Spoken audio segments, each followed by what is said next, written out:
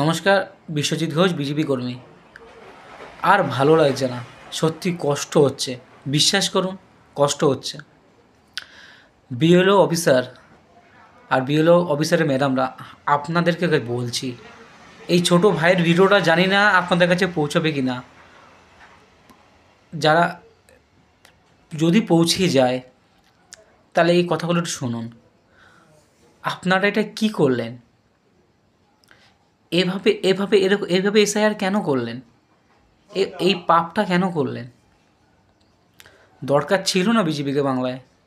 এতগুলো রাজ্যে বিজেপি আছে তো, কেন্দ্রেতে আছে তো, বাংলাতে তৃণমূলই থাকতো। কিন্তু আফগানিস্তান থেকে, বাংলাদেশ থেকে, পাকিস্তান থেকে যে মুসলিমরা ভারতে এসছে, বাংলাতে এসছে, রোহিঙ্গা মুসলিমরা এসছে, আমরা জানি মমতা ব্যানার্জি তাদেরকে আশ্রয় দিয়েছিল। আজকে ওদেরকে বার করার জন্য তো এসআইআর করা হয়েছিল। কেন ভারতবর্ষে কাজ নেই?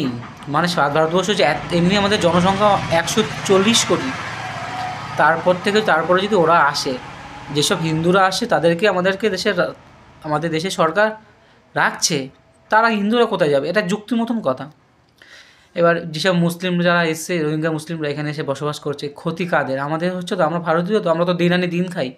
আজকে আমরা রাজমিস্ত্রি কাজ করতে যাব, কাজ নেই, এত লোক হয়ে গেছে রাজমিস্ত্রি হেল্পারে, এত লোক, একদিন কাজ হয় তো দুদিন কাজ হয় না। এসে এত মানুষগুলো বাংলাদেশ থেকে এসে না রাজমিস্ত্রি কাজ করছে। আপনারা উপর মহলে বসে আছেন, আপনারা বুঝতে পারবেন না। আমরা গ্রাম বাংলার ছেলে, দিন আনি দিন খাই, আমরা জানি এইসব মানুষগুলো কারা। কিছু বলতে পারি না, মুখ খুলতে পারি না, মুখ খুললেই তো বিপদ। তো আপনারা এটা কি ঠিক করলেন? পয়সার কাছে বিক্রি হয়ে গেলেন তৃণমূলের কাছে। দেশের সর্বনাশ করলেন, রাজ্যের সর্বনাশ করলেন। সবাই না, সব বিএলও ম্যাডাম না, সব বিএলও অফিসার না। আপনারা বলুন, আজকে বিএলও অফিসারদেরকে দোষ কেন দিচ্ছি?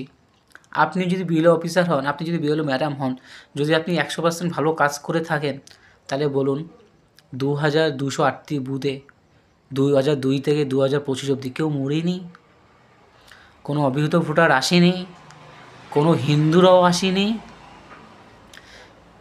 ইলেকশন কমিশনের কাছে এরকমই একটা লিস্ট গেছে, 2208টি বুথে কোনো মৃত ভোটার নেই, কোনো অবৈধ ভোটার নেই, কেউ 2002-এর পরে আসেনি।